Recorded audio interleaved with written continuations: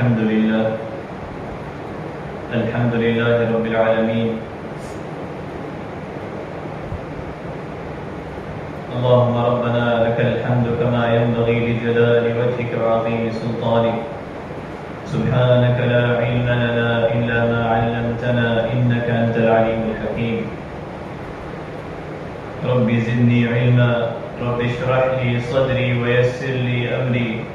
واحلل عقدة من لساني يفقهوا قولي. اللهم أرنا الحق حقا وارزقنا اتباعه وأرنا الباطل باطلا وارزقنا اجتنابه. أعوذ بالله من الشيطان الرجيم. فلا أقسم بمواقع النجوم وإنه لقسم لو تعلمون عظيم. إنه لقرآن كريم في كتاب مكنون لا يمسه إلا المطهرون تنزيل من رب العالمين. صدق اللہ العظیم. الحمد للہ رب العالمین. تمام تعریفیں اللہ رب العالمین کے لیے ہیں. اللہ رب العالمین کی بے پناہ نعمتیں ہم پر کہ ہم اللہ رب العالمین کا جتنا شکر ادا کریں اس کا حق ادا نہیں کر سکتے. اللہ تبارک و تعالی ہمیں دین اسلام پر استقامت عطا فرمائے. اللہ تبارک و تعالی ہماری تمام عبادات کو اپنی بارگاہ میں قبول فرمائے. ہمارے لیے اللہ رب العالمین کا کلام قرآن مجید، قرآن کریم اور نبی علیہ الصلوۃ والسلام کی اسوہ حسنہ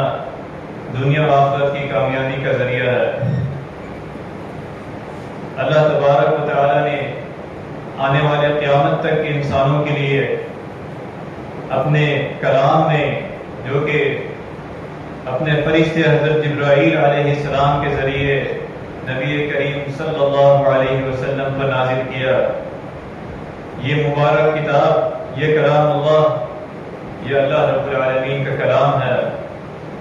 یہ اللہ تبارک و تعالیٰ کے الفاظ ہیں جو پوری انسانیت کے لیے ہدایت اور رہنمائی ہے، جس کی فضیلت اور جس کی عظمت خود اللہ تبارک و تعالیٰ نے قرآن مجید میں اس کی قسم کھا کر بیان کی. فلا اقسم بمواقع النجوم وانه لقسم لو تعلمون عظیم، کہ ستاروں کی اللہ تبارک و تعالیٰ نے قسم کھائی اور پھر فرمایا اگر تم جانتے ہو تو یقیناً یہ بہت بڑی قسم ہے. انه لقرآن کریم، یہ قرآن ایک بلند کتاب ہے. فی کتاب مکنون، جو اللہ تبارک و تعالیٰ نے لوح محفوظ میں درج کی ہے. لا یمسہ الا المطہرون، جسے پاکیزہ لوگ پاک ہو کر چھو سکتے ہیں، بغیر پاکی کے ناپاکی کی حالت میں نہیں چھو سکتے. تنزیل من رب العالمین، یہ رب العالمین کی طرف سے نازل کردہ کتاب ہے قرآن مجید. اور اللہ تبارک و تعالیٰ نے اس قرآن کی عظمت بار بار مختلف صورتوں میں، مختلف آیات میں اس کی عظمت بیان کی کہ یہ اللہ رب العالمین کا کلام ہے، جو کہ نبی علیہ الصلوۃ والسلام خاتم النبیین صلی اللہ علیہ وسلم پر اللہ تبارک و تعالیٰ نے بھیجا. تو اس کی عظمت، اس کی فضیلت، اس کی رفعت اور اس کی شان بہت اعلیٰ ہے. اس کی قدر و منزلت بہت اعلیٰ ہے. لیکن آج ہم دیکھتے ہیں کہ یہ سلسلہ قرآن مجید کی گستاخی کا نہیں رک رہا، کہ دنیا کے وہ لوگ جو بڑی بڑی باتیں کرتے ہیں، جو دوسروں کو تہذیب سکھاتے ہیں، جو انسانیت کی بات کرتے ہیں، لیکن وہی لوگ اللہ رب العالمین کا یہ کلام قرآن مجید کی جو ہے وہ گستاخی کرتے ہیں. آپ نے دیکھا اور سنا کہ سویڈن کے مبہوت الحال شخص نے، مجنون شخص نے کس طرح اللہ رب العالمین کے کلام کی گستاخی کی، کہ یہ اللہ رب العالمین کا کلام قرآن مجید جس کی گستاخی کی، نعوذ باللہ، اور اعلانیہ گستاخی کی گئی. وہاں کی ریاست پولیس کے سامنے اس کی گستاخی کی گئی ہے اللہ رب العالمین کا کلام. اور اسے اس چیز کا نام دیا گیا کہ یہ فریڈم آف ایکسپریشن ہے، کہ یہ آزادی اظہار کی یہ طریقہ ہے۔ نعوذ باللہ من ذالک، یہ اللہ رب العالمین کا کلام جس کی اس مبعوث الحال شخص نے گستاخی کی، نعوذ باللہ، اور پوری دنیا کے مسلمان 2 ارب جو اللہ رب العالمین کے کلام سے جذباتیت رکھتے ہیں، ان کا اٹھنا بیٹھنا اللہ رب العالمین کے اس کلام قرآن مجید کے ساتھ ہے، جن کا دستور حیات اس قرآن کے ساتھ ہے، جن کے جذبات جو ہیں وہ اللہ رب العالمین کے کتاب کلام اللہ کے ساتھ ہیں، کہ جذبات مجروح ہیں۔ اور یہ سلسلہ خود اللہ تبارک و تعالیٰ نے فرمایا، جب آپ علیہ السلام نے دعوت پیش کی تو اس کے جواب میں یہ فرمایا گیا کہ وَإِذَا تُتْلَى عَلَيْهِمْ آيَاتُنَا قَالُوا قَدْ سَمِعْنَا لَوْ نَشَاءُ لَقُلْنَا مِثْلَ هَذَا، اور جب ان پر ہماری آیات پڑھی جاتی ہیں تو وہ کہتے ہیں کہ بے شک ہم نے سن لیا، سمعنا قالوا قد سمعنا لو نشاء لقلنا مثل هذا، اگر ہم چاہیں تو یقیناً اس جیسا ہم بھی کہہ سکتے ہیں، لقلنا مثل هذا ان هذا الا اساطیر الاولین، یہ تو پہلے لوگوں کی فرضی کہانیاں ہیں، اس کے سوا کچھ نہیں، الا اساطیر الاولین، یہ پہلے لوگوں کی کہانیاں ہیں۔ تو اللہ رب العالمین نے قرآن مجید میں بار بار یہ چیلنج دیا کہ کوئی ہے جو اس کلام کے بدلے کوئی ایک آیت لے آئے، کوئی ایک سورت لے آئے۔ فرمایا قل ان اجتمعت الانس والجن على ان يأتوا بمثل هذا القرآن لا يأتون بمثله ولو كان بعضهم لبعض ظهيرا، آپ کہہ دیجئے کہ اگر تمام جن و انس مل کر اس قرآن جیسا لانا چاہیں تو اس جیسا نہیں لا سکتے، چاہے وہ ایک دوسرے کے مددگار بن جائیں، پورے ایک ساتھ ہو جائیں جن و انس، لیکن یہ اللہ رب العالمین کا کلام ہے، انہ لقرآن کریم۔ ضرورت اس چیز کی ہے کہ ہم مسلمان انفرادی و اجتماعی طور پر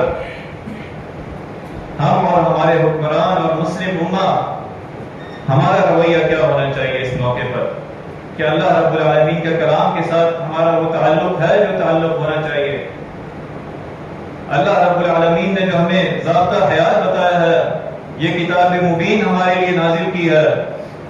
جس کو نبی علیہ السلام نے اپنی عملی زندگی میں ہمیں اس کتاب کی رہنمائی دی ہے، عمل کر کے دکھایا ہے۔ تو یہ ہمارا رویہ اس موقع پر کیا ہونا چاہیے، مسلم امہ کا، مسلمانوں کا رویہ کیا ہونا چاہیے اس موقع پر، کہ ہم جہاں پوری دنیا میں مسلمان غصے میں ہے، کرب میں ہے،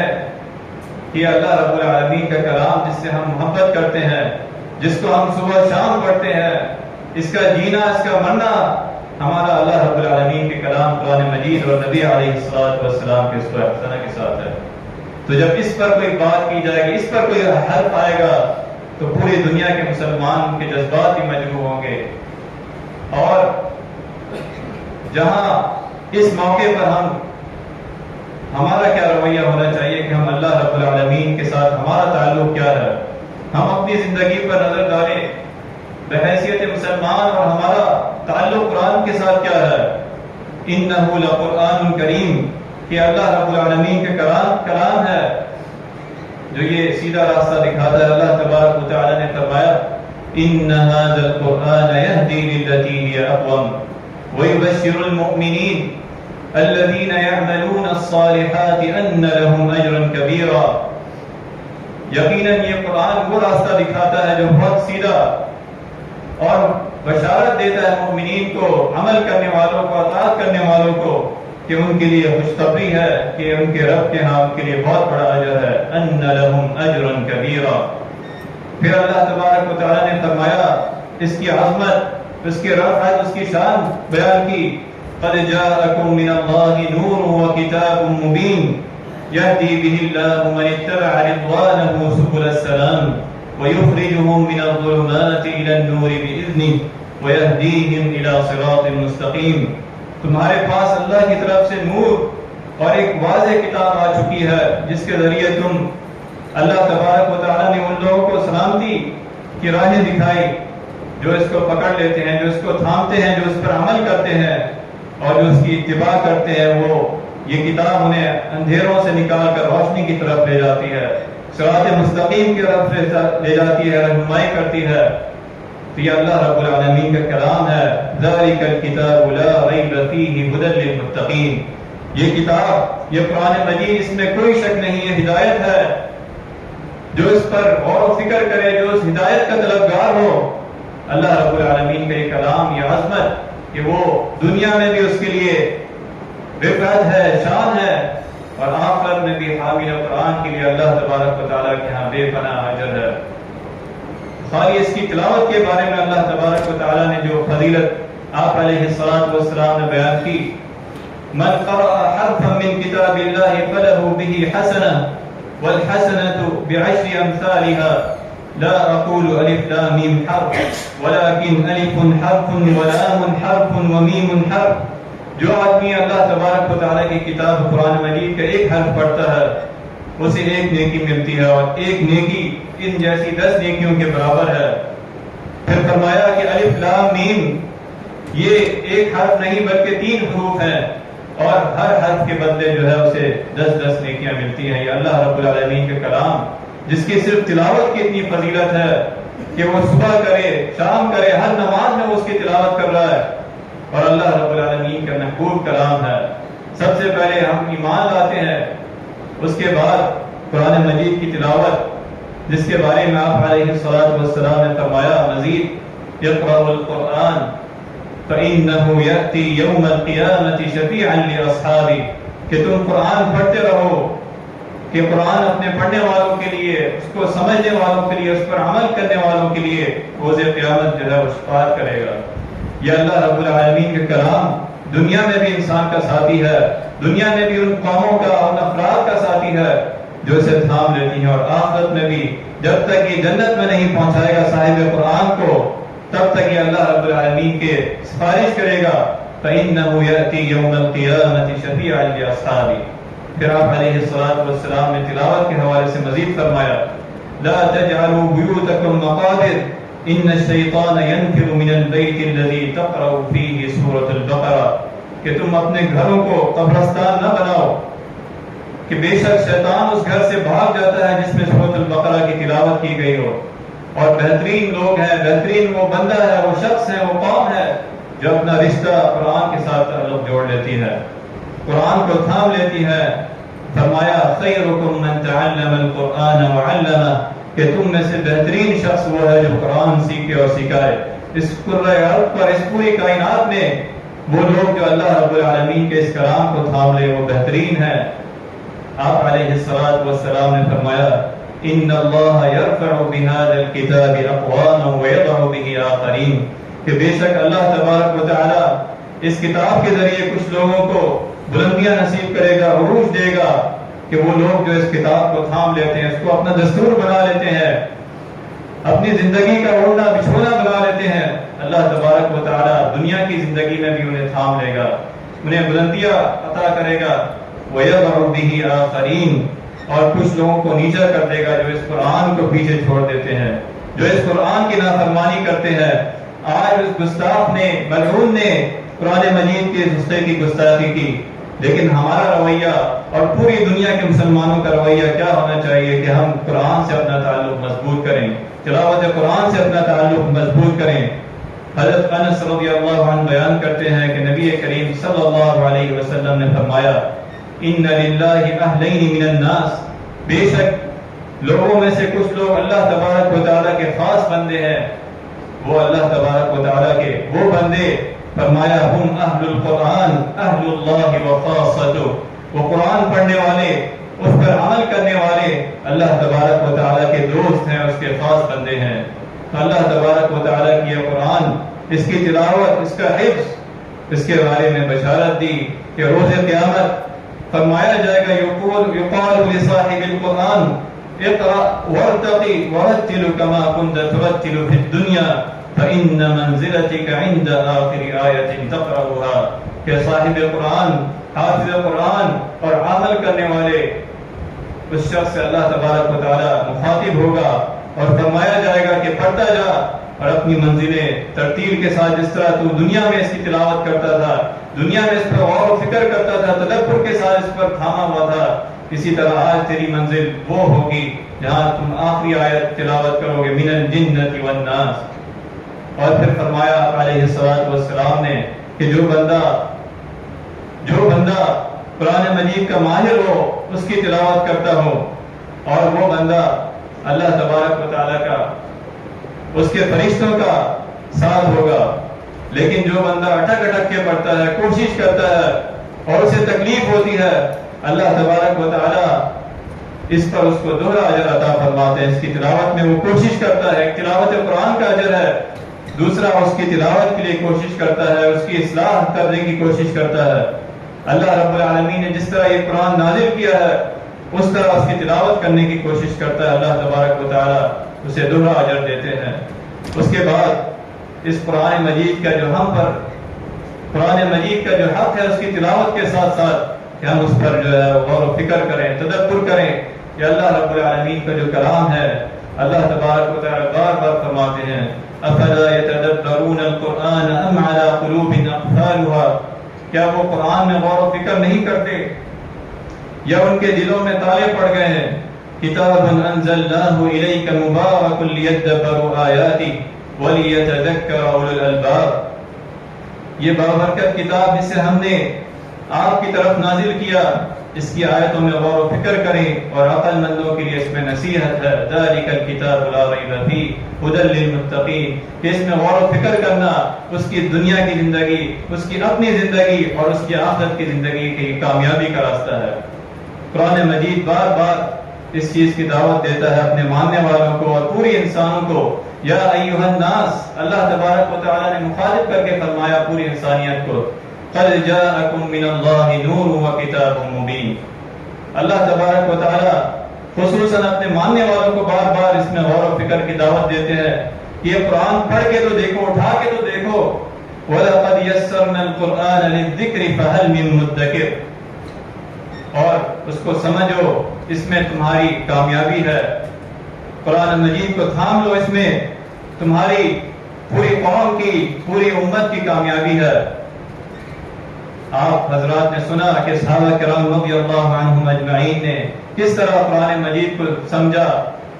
قرآن مجید کی اس دعوت نے کس طرح کئی صحابہ رضوان اللہ علیہم اجمعین نے اسلام کو اور آپ علیہ الصلوۃ والسلام کی اطاعت میں داخل ہوئے۔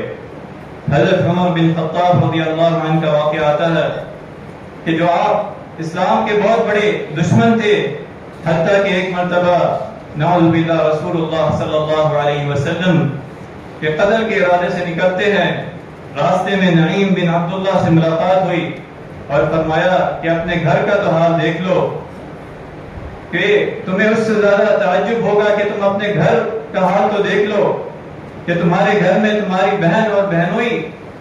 وہ اس دعوت کو قبول کر چکے ہیں، وہ اس قرآن کو ماننے والے ہیں، وہ اس کی دعوت اور اطاعت میں آ گئے ہیں۔ تو حضرت عمر بن خطاب رضی اللہ عنہ جب اپنے گھر گئے اور گھر میں جا کر جب اپنی بہن پر، اپنی بہنوئی پر مارا، اس کے بعد جب کہا کہ مجھے یہ نسخہ دکھائیے، اور جب وہ آیات سنی، وہ آیات پڑھی، یہ اللہ رب العالمین کا کلام جو عربی میں ہے، اس وقت کی قوم کے لیے، پوری انسانیت کے لیے، فرمایا طٰہٰ مَا أَنزَلْنَا عَلَيْكَ الْقُرْآنَ لِتَشْقَىٰ، کہ ہم نے یہ قرآن تم پر اس لیے نازل نہیں کیا کہ تم مصیبت میں پڑ جاؤ، إِلَّا تَذْكِرَةً لِمَن يَخْشَىٰ، یہ تو ایک یاد دہانی ہے اور ہر اس شخص کے لیے جو اس سے نصیحت حاصل کرے، إِلَّا تَذْكِرَةً لِمَن يَخْشَىٰ۔ حضرت عمر بن خطاب رضی اللہ عنہ کا قرآن کا یہ عظمت، وہ فصاحت و بلاغت کا یہ اثر ہوا کہ آپ رضی اللہ عنہ نبی علیہ الصلوۃ والسلام کی دربار میں حاضر ہوتے ہیں اور اسلام قبول کرتے ہیں۔ یہ قرآن مجید کی عظمت و فصاحت، اللہ تبارک و تعالی نے فرمایا انہ لقرآن کریم، کہ اللہ تبارک و تعالی کا کلام ہے کہ جو قوم اس کو تھام لیتی ہے، اللہ تبارک و تعالی اس قوم کو تھام لیتا ہے۔ آپ علیہ الصلوۃ والسلام نے خطبہ حجۃ الوداع کے موقع پر خصوصی رہنمائی دی کہ یہ پوری انسانیت کے لیے خصوصاً مسلم امت مسلمہ کے لیے رہنمائی ہے خطبہ حجۃ الوداع. فرمایا یا ایھا الناس، یا ایھا الناس، کہ میں اے لوگوں، فاعقلوا ایھا الناس قولی، اے لوگوں میری باتوں کو اچھی طرح سن لو. پھر فرمایا فإنی قد بلغت، میں نے پہنچا دیا ہے. وقد ترکت فیکم ما لن تضلوا بعدہ ان تمسکتم بہ کتاب اللہ وسنت رسولہ صلی اللہ علیہ وسلم. میں نے تمہیں پیغام پہنچا دیا ہے، دین کو مکمل کر دیا ہے اللہ تبارک و تعالی نے، اور اگر تم نے اس قرآن کو اور نبی کریم صلی اللہ علیہ وسلم کو، میری سنت کو مضبوطی سے تھام لیا تو تم کبھی گمراہ نہیں ہوگے. لن تضلوا بعدہ، کبھی تم جو ہے وہ گمراہ نہیں ہوگے. کہ آج ہمارا رویہ اس قرآن کے ساتھ کیا ہے کہ اللہ تبارک و تعالی کا کلام انہ لقرآن کریم فی کتاب مکنون، آپ علیہ الصلوۃ والسلام نے فرمایا ان ھذا القرآن سبب طرف بید اللہ، یہ قرآن مجید ایک مضبوط رسی ہے جس کا ایک سرا اللہ تبارک و تعالی کے ہاتھ میں ہے.